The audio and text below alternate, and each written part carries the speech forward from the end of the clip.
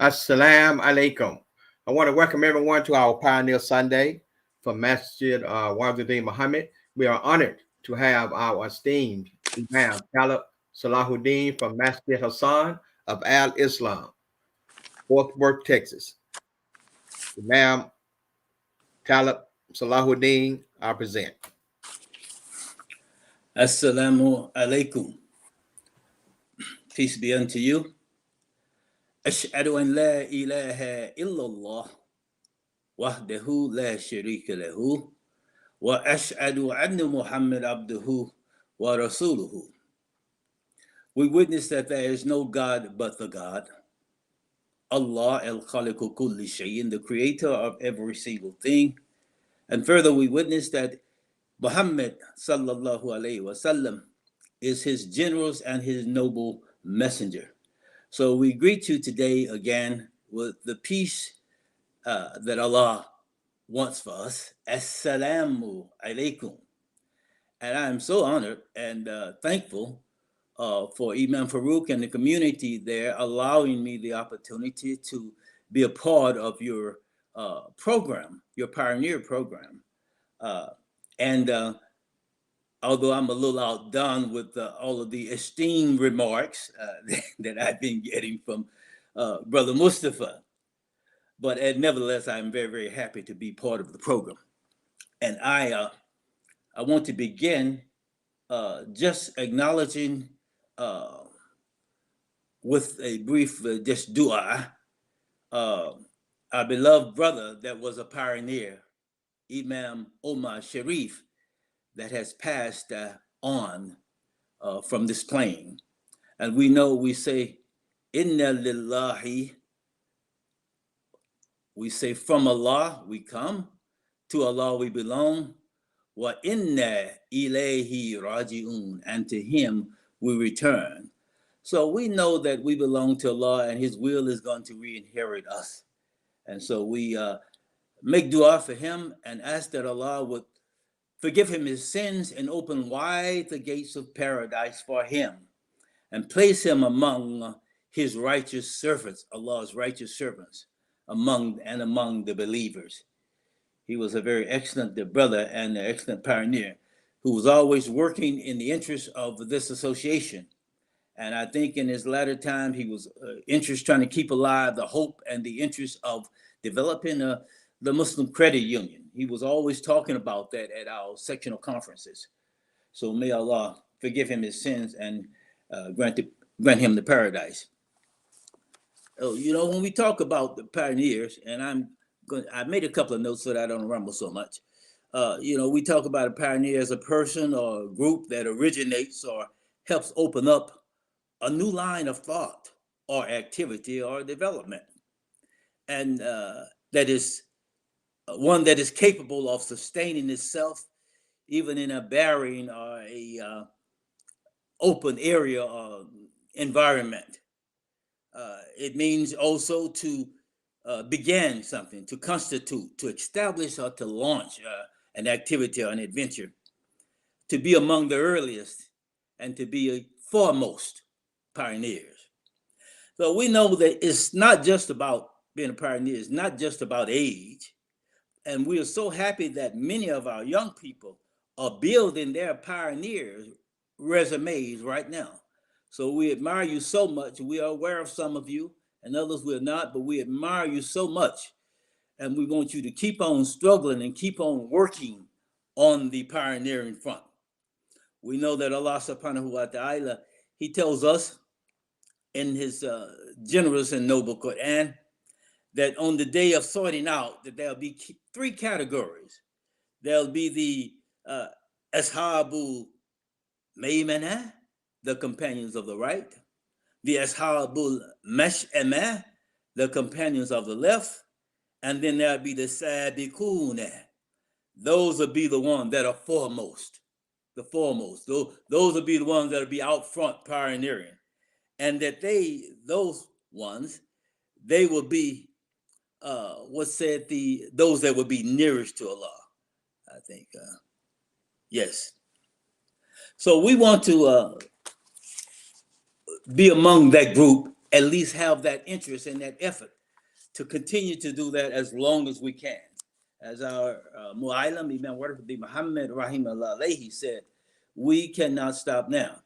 So pioneering, it has to be an ongoing activity of pushing back the barriers and expanding the freedom space for us to work in and establish our community lives. I'm going to just give a little bit about, in terms of talking about the pioneers and transitioning with our Mu'aylam, a little bit of my developmental background and how I arrived here at this juncture of my life. And we know ultimately that it is Allah, He is Al-Hadi, He is the guide, and He guides us to the straight way. So ultimately we recognize that it is because of Allah's will that we are here. And if we are here, all of us, we are here by the grace and the mercy of God.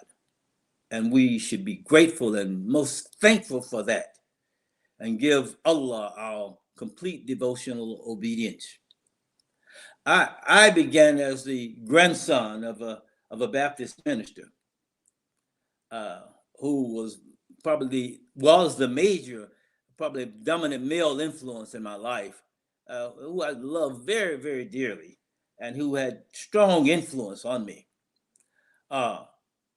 And also I was mentored by my church community, a church community called College Hill. And this is in Tyler, Texas. All this is taking place in Tyler, Texas. Grew up in East Texas and Tyler, Texas. And this church community called College Hill was named so because there was a college on up the hill there, Butler College. And in Tyler, we had two colleges. Butler College was the Baptist college, and Texas College was the Methodist college. And there was always great competition in the football and in the sports arena with them.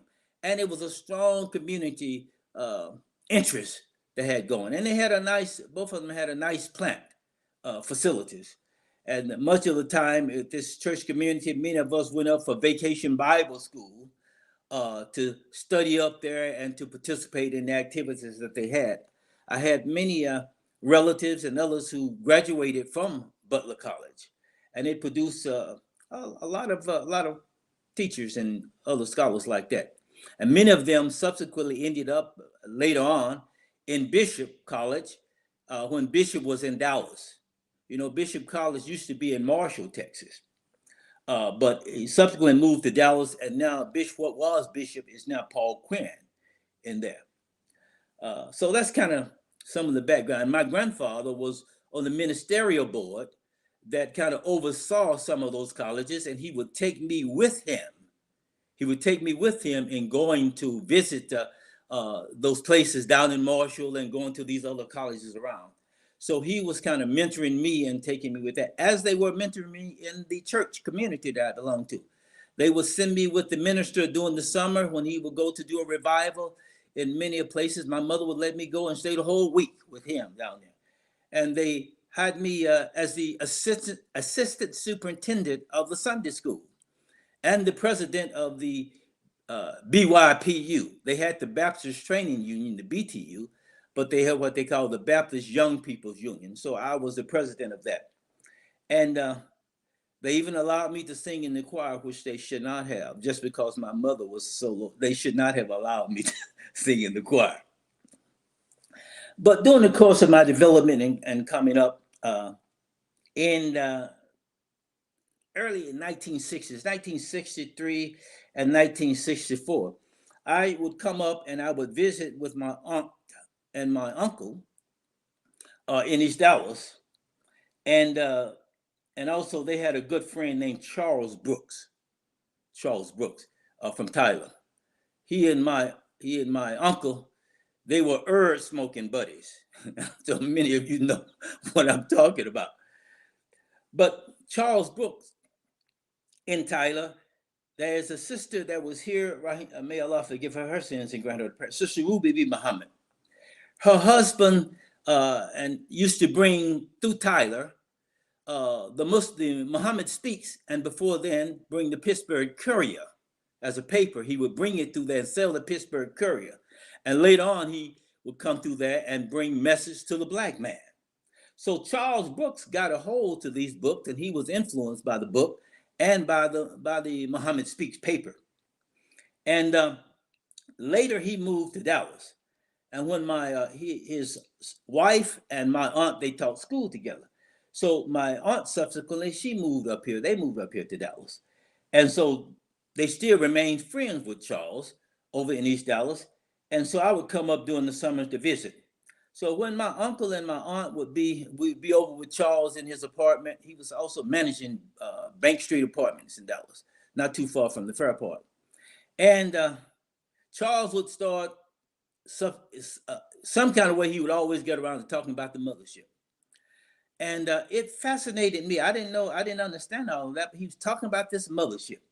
And he would be on my uncle's nerves because he got tired of hearing about that mothership and all of that stuff from the Nation of Islam. I really wasn't that familiar at that time with the Nation of Islam. But around the corner from where we lived there was a barber shop. And there was a sister in there who was my barber. And her name was Sister May Helen. She would have the pictures of the Honorable Elijah Muhammad in there, posted in the barbershop, and she would have message to the black man displayed up in the window. So all of these influences were kind of working on me in these early 60s and arousing my curiosity. Yes, so Sister Ruby's husband, they come through and brought the Muhammad Speaks and the Pittsburgh Courier. They carried the Honorable Elijah Muhammad's message in Tyler. Then coming on up here and listening to Charles Brooks talk about the mothership, and then Sister May Helen and the conversations that would go on and the dialogue that would take place in there. These were all things that were impacting me. So like I said, Allah is always in charge, and He is moving us in where He wants us to go. In around 1964, when I'm still in Tyler, I eventually joined the Naval Reserve. There was a Naval Reserve kind of up the hill from the church that I was speaking of, and it recruited a lot of young men at that time, and I was among those that they recruited. A lot of them were recruited because they would go on a cruise during the summer to Jamaica, to the Bahamas, and they recruited me, and then they sent me to boot camp in Great Lakes, Illinois. So I didn't get to make the cruise that I joined for. And another factor that was impacting me, I was always an avid reader. And even if I was playing on the weekend or football or some sport in the neighborhood there, I would always find time out of that. I would take time out to go to the Negro Public Library in Tyler.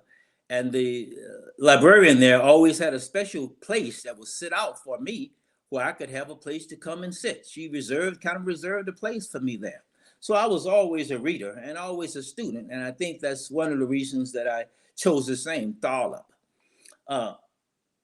So when they passed the Civil Rights Act, when it was passed in 1964, I'm still in high school, and we used to go downtown and we'd go I think it was the Walgreens Crescent. They call it Crescent downtown, right on the square in Tyler. And you could go there and you could order a hamburger or a shake or something, but you'd have to order it at the end of the counter, and the person would bring it over to you, or your popcorn, you would order that. But when they passed the Civil Rights Act of 1964, if you had the nerve, you could go in there and sit. Around the corner from that place was the public library, Dale Carnegie Library, and a nice library. And so I decided one day, not too long after that was passed, by myself, I'm going to the Dale Carnegie Library, the White Library. I'm going to that library. It's about a block, maybe, from where I'm dining. And so I walked down there to the library, and they got about 3 levels of steps that you go up. And I started up and got to the rail, started up the first level of steps, and I could kind of see inside. Got to the second level, and I could see people looking out, looking at me coming up. And if they were saying, "Oh, I know he's not coming up here. Is he coming in here?" So I got on up to the third level and got on up close to the door, and I looked like they were guessing, "Oh, he's coming in here." So I came in, and it was so quiet. It was like a quiet hush, just complete silence. And the lady asked me, she said, "Okay, can I help you?" I told her, I said, "I want to visit the library and I want to look and see about checking out some books and filling out a library card." And I do believe that I was, as far as I know, I really believe I was the first African American to go to the white library down there, the Dale Carnegie Public Library. So I guess in that sense, there I was doing a little pioneering back then and didn't know it. After I joined the Naval Reserve and finished high school in '65, during the fall of '65, I attended the college there, Tyler Junior College. That was the second year that it had integrated after the 1964 Civil Rights Act. And I think the first year there were about 4 or 5 of our students from our high school that went. And we were all wondering, how they gonna do it at the white college? And I think all of them were on the dean's list. And so subsequently, the next year, half of our class went. And I was among those that went that year to Tyler Junior College. And I remember well that it was just integrating, so the sports were not integrated. So, but surprisingly, the little school in the school in the small town of Athens, Henderson County Junior College, was integrated. They had gotten players out of Dallas, out of the high schools there, and they were on the football team. And when we would go to the games, then we would be really rooting for those other schools, the other football team. And I particularly remember that was a player named Roosevelt Bonner, and then Margene Atkins, who subsequently played for the Canadian League, and I think briefly came with the Cowboys in Dallas. So during that time of '65 and '66, as I was in high school, I joined the debate team there. And a couple of friends of mine, they were on the debate team, and we had very, very good success with that. So we were the first of those to be engaging in of those extra activities with the college. So in that sense there, we were kind of pioneering that. Because I was going to college, they told me, the Naval Reserve say, "Well, you don't have to make reserve meetings now. Now that you're in school, you don't have to make reserve meetings." So I didn't make the meetings then. They say, "You're exempt from making these meetings." So the following year, in '67, I moved up to Dallas. I moved up to Dallas, and I was attending El Centro College in Dallas. And then because the Vietnam War is expanding, this is the Vietnam War era, because it's expanding and they need new people in, they sent me a notification and gave me about 3 days to terminate all of my lodging and everything else and be out in Long Beach, California, San Diego one, so that I could be transferred and catch up with my duty station they were assigning me to. And it took me about a week. I told them I can't do this in a day or two. So it took me about a week to do that. And subsequently, I went out to San Diego. And from there, I was assigned to catch a particular ship. I think I was assigned to catch up with it. And they thought it was going to be in Japan. And they first flew me into the Philippines. And on board the flight to the Philippines, it's about a 17 or 20-hour flight on a prop plane. I met a brother there that gave me a copy of the Autobiography of Malcolm X. And I began to read that. And I still have that very same book now. And so I got to the Philippines, and it was in the monsoon season. And so I never went over on the Liberty for a long while. I was there reading the book, as I was always, I said, a reader and a student. And so that became an influence in my life. So subsequently, after serving in 1967, 68, and being released early in 1969.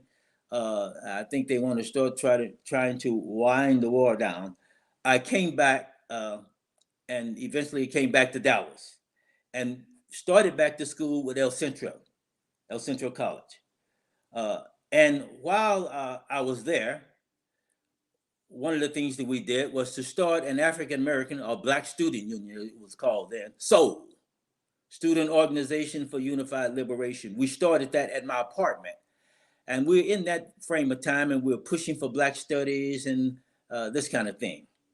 And subsequently, with that Black student organization, as we are allied with other Black student organizations from SMU, from North Texas, and from Arlington State, as it was called at that time.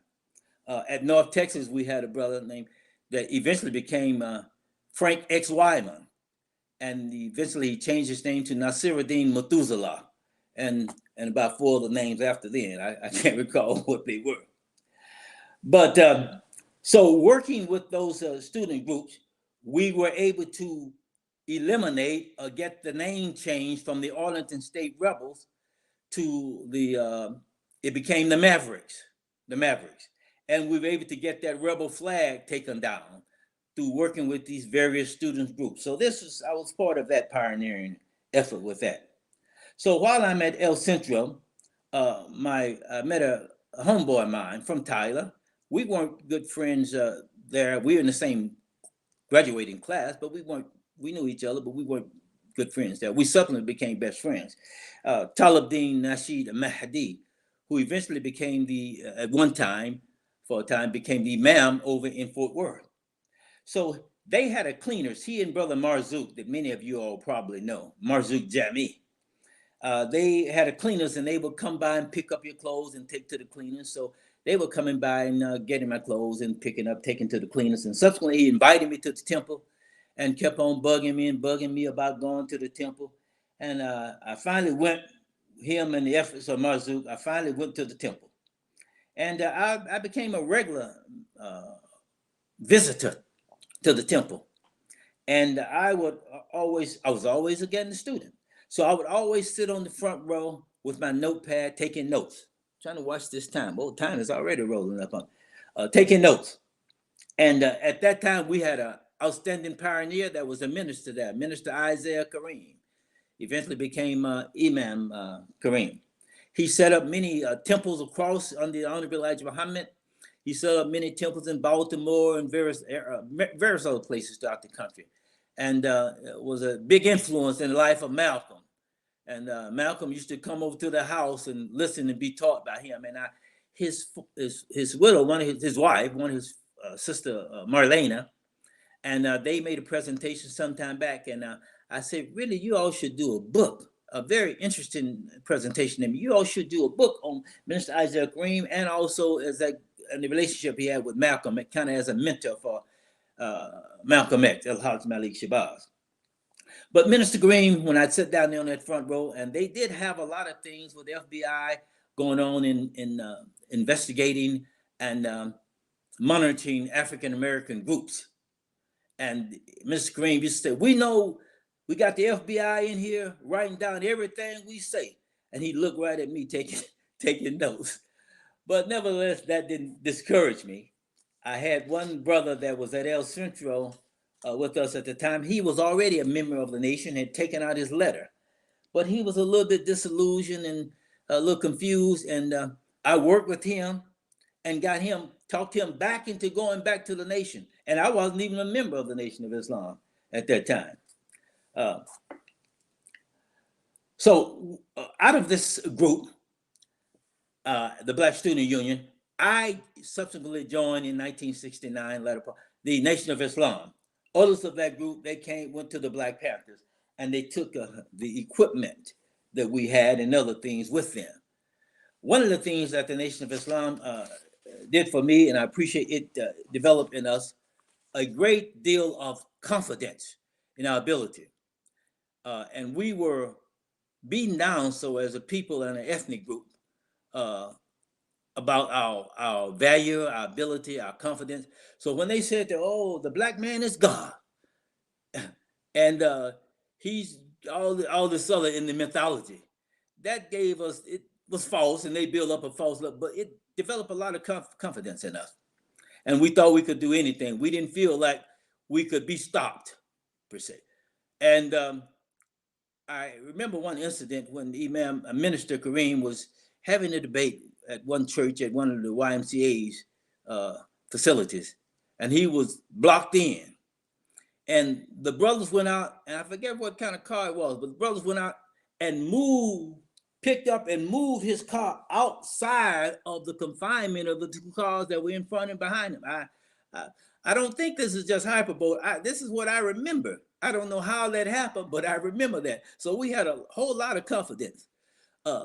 We believe that the brothers at one time here in the Dallas area, and I think Brother Masjid was spearheading a lot of that idea that they were going to make a car out of spare parts from the junkyard and drive it to Savior's Day. We believed that we could do that.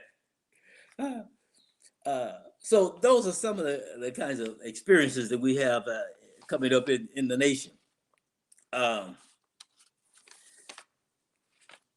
So we would go to Savior's Day, and I have many fun memories for that. You know, we were always greeting each other, and we giving the greeting. We got our hands, Assalamu alaikum, up like this. And I remember visiting Woodland Avenue, the residence where Honorable Elijah Muhammad lived, and taking some pictures in front of that, and the visit to the wonderful Salam restaurant and the Your supermarket. So it would be very, very cold up there because this is in February. And, you know, you got on your white shirt and your suit, and the soot is falling down in the air, and you're trying to keep from rubbing it so and getting black all over your shirt, and it's freezing cold out there. So, but I remember those things with great fondness. And finally, I used to go, we sold the Muhammad Speaks. And before I was a member of the nation, as a student, I was interested. I would always go out. I'd go looking and searching, trying to find somebody selling the Muhammad Speaks. Now, after I came into the nation, we didn't have a whole lot of 300 paper sellers. We had some. We kind of tried to get up to around 100 over if we could. And so we'd be selling it all different as other people on the storefronts. And I was always a big jazz buff. And I remember being over in South Dallas, and I'd be selling on the storefront with my paper and my bow tie and stuff on. And I'd sell for so many hours. And then across the street from one of these stores was a prominent jazz club called the Arandas. And I would sell for so many hours. And at a certain time, when I know the sets come on, I shut it down, take my papers back to the car, and I may take my bow tie off, and I go into the Arandas and order me an orange juice or something so that I could hear the good jazz, So they used to say with me and my friend Talib Dean, that became the imam, that when we had the Supreme restaurant that Minister Kareem set up there, we used to go in there, and they had a jukebox in there, and we go in and play a lot of jazz. We were both jazz aficionados, and we both pick out some tunes on the box, and we play them.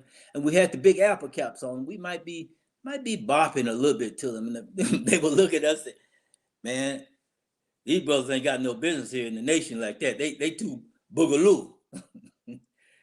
But Allah was merciful, and we didn't leave. We stayed, and we were real in it. I'm trying to wind to a close here.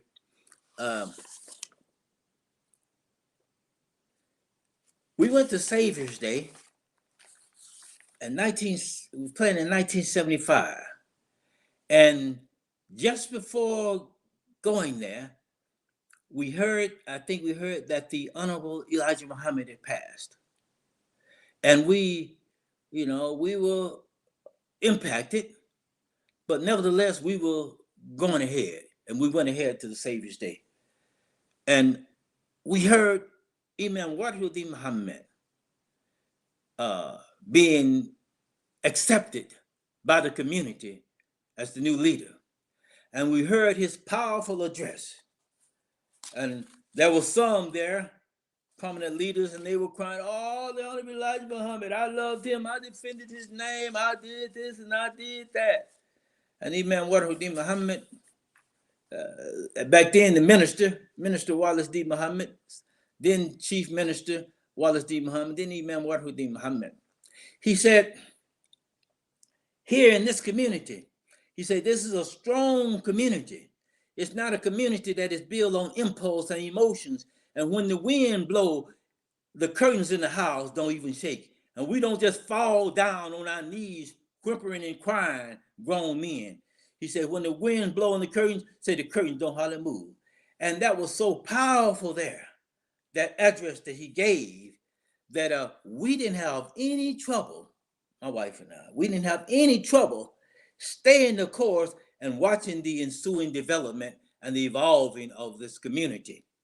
And as we move, as we used to say in the nation, and talking about this mothership, say the mothership, it was traveled so fast, it traveled at the speed of thought. And so when Imam Wahiduddin Muhammad came in bringing new language and new thinking, we were able to get on board the mothership and travel with the new thinking and the new evolved consciousness and not miss it. So we say for that, we say Alhamdulillah. So Imam Muhammad, in reflecting on what was said by Professor Farad, he said, Islam, Professor Farad said, Islam is mathematics and mathematics is Islam. And he said, you will not be able to speak well until you put things in their proper terms. So we know we have algebra and we have algebraic terms. And in order for you to solve algebraic problems, for you to solve the problems in algebra and mathematical problems, you have to be able to put those terms in their proper places. So Imam Muhammad, he told us, say, yes, what Professor Farad is saying, that I have given you a symbolic, metaphorical, mythological language, and you won't be able to speak well and communicate well until you learn to take this language and transcribe it, transfer it, translate it into its proper terms. And this is what Imam Wahiduddin Muhammad did. Utilizing the nur of the Quran, and the algorithm of the Quran, the patterns and the algorithm of the Quran, he was able to translate this mythological language and keep most of the following intact.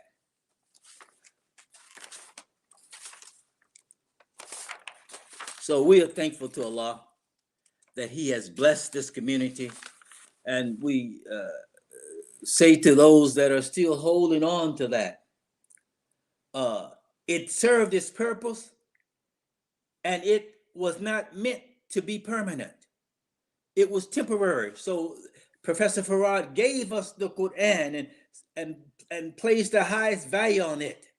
And Imam Muhammad came and took it off of the shelf.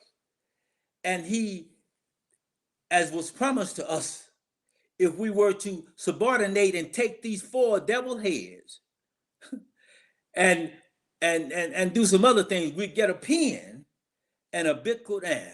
And Imam Wahiduddin Muhammad rahimahullah alayhi, he brought a bit Quran with bigger perception and bigger insight. He brought that and gave that to us. So we are so happy that you have allowed us these few minutes here to speak of our experiences and our appreciation for your program. And we thank Allah subhanahu wa ta'ala for blessing us with this leadership that he's given us and transitioning us to al-Islam properly. So we're going to close with this dua, the dua from Surah Al-Asr. Wal asr, innal insana lafi khusr, illa alladhina amanu wa amilu salihat, wattawasaw bil haqq, wattawasaw bis sabr. Allahu Akbar. So with that, I conclude my presentation. And Imam, Brother Mustafa, if you want to come in and do what you do. Alhamdulillah, Imam. Very, very, very good talk on pioneering. And I did hear what you were speaking about, it's not about age that makes the pioneering, because so many people now, so many brothers and sisters are working on their resumes now. So they are actually putting in the work. So that's what really counts, is the work. Alhamdulillah. Shukran for sharing your history with us. Yes, sir. I see you were working. You were working for God early in your life. Yes. And of course, your curiosity continued your journey of seeking the truth. And I applaud you for staying consistent.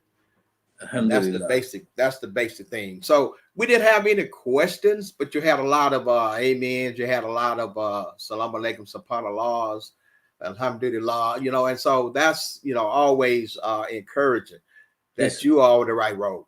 And thank you very much. Alhamdulillah. We appreciate, you sharing, your history with us on this Pioneer Sunday. So and I'm going to try to be, since I'm aware of your program now, I'm going to be trying to be joining you to listen in myself. Oh, alhamdulillah. Alhamdulillah. Yes, sir. Okay, that's alhamdulillah. Yes, sir. So we were going on for those. We were going to go on and start working with our announcements at this time, and I do appreciate Imam Talib Salahuddin. Shukran and Assalamu alaikum. Wa alaikum assalam. So our community announcements for today. Virtual coupons is every Friday beginning at 1:30 at Masjid Muhammad. In person is open, so you are encouraged to go. You can sign up at tinyurl.com/MWDM Juma.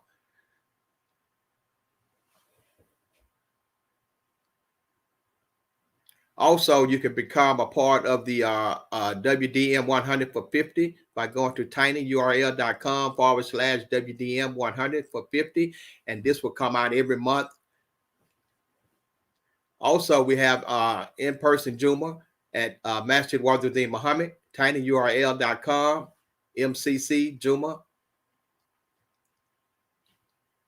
And we also are running a campaign of Merciful 313, where we have 313 people that can give once a month, whatever amount they decide.